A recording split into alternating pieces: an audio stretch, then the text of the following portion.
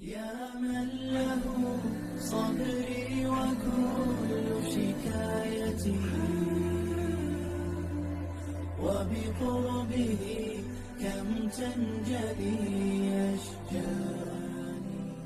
بسم الله الرحمن الرحيم، والصلاة والسلام على سيدنا محمد الصادق الأمين وعلى آله وصحبه أجمعين وعلى من اهتدى بهديه وسار في طريق بإحسان يوم الدين.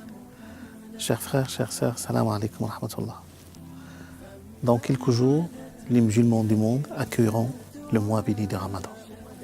C'est une occasion pour chacun et chacune d'entre nous de témoigner de sa foi, de vivre un mois de spiritualité intense et de se réconcilier avec Dieu. Le prophète sallallahu alayhi wa sallam annonçait la nouvelle de la venue du mois de Ramadan à ses compagnons en leur disant « Ja'akumul mutahhir » voici venu le purificateur. C'est une occasion pour nous de nous réconcilier avec Dieu, de purifier nos âmes, de dompter notre ego, de le discipliner et d'aspirer à un meilleur être moral et spirituel.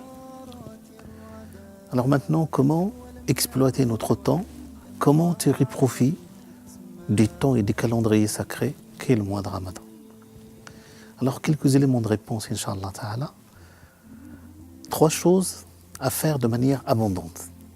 Pour être pragmatique, je vous recommande, Inch'Allah, ou je conseille à ma petite personne et à mes frères et sœurs, 3 choses à faire de manière abondante durant ce mois béni.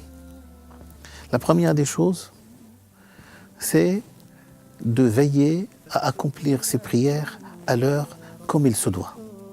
Donc les prières obligatoires, les faire à l'heure et en groupe à la mosquée dans la mesure du possible et multiplier les prières surrogatoires, notamment la prière nocturne, la prière de Tarawih.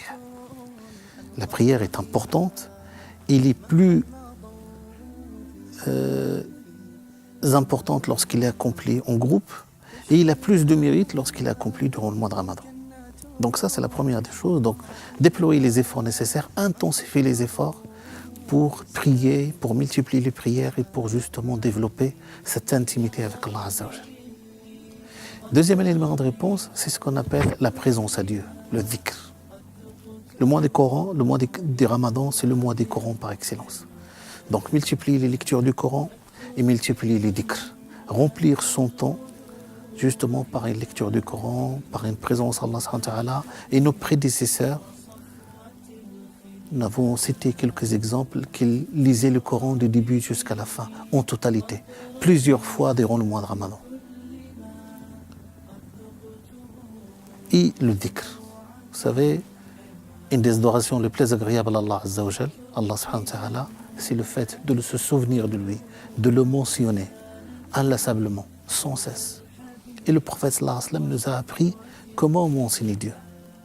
Chaque parole que vous préférez, chers frères et sœurs, vous savez qu'Allah subhanahu wa ta'ala nous demandera des comptes. Et si c'est une parole de dhikr, si c'est une parole de rappel, si c'est une parole qui nous fait avancer dans le chemin de Dieu, ça sera bénéfique pour nous.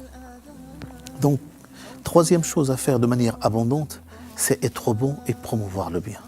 Le mois de Ramadan, c'est l'occasion pour rayonner de bonté, pour faire le bien autour de nous. Se faire du bien et faire le bien à autres. Penser à ceux qui sont dans le besoin. Penser aux plus démunis.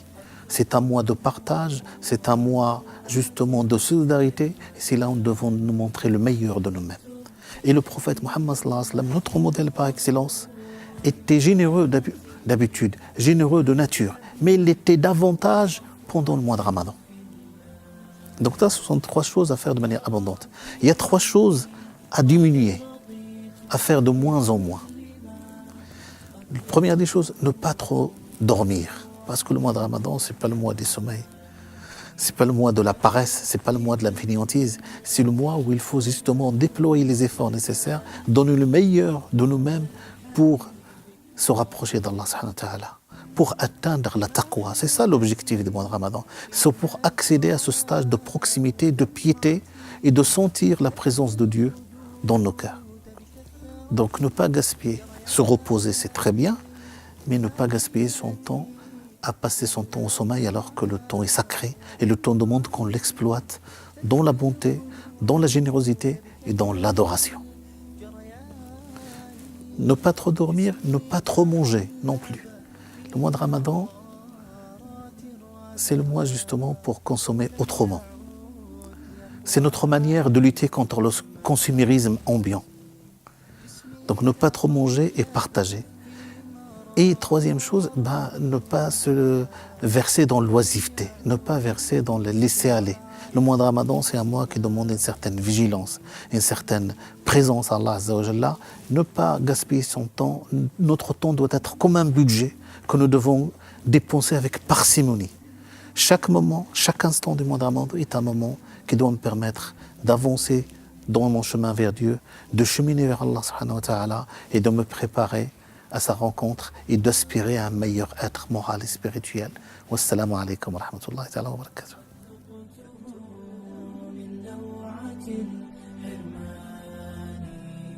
فاكتب بجنات الخلود مكانتي قرب الحبيب وصفوة الخلان يا رب إني قد رضيت بكل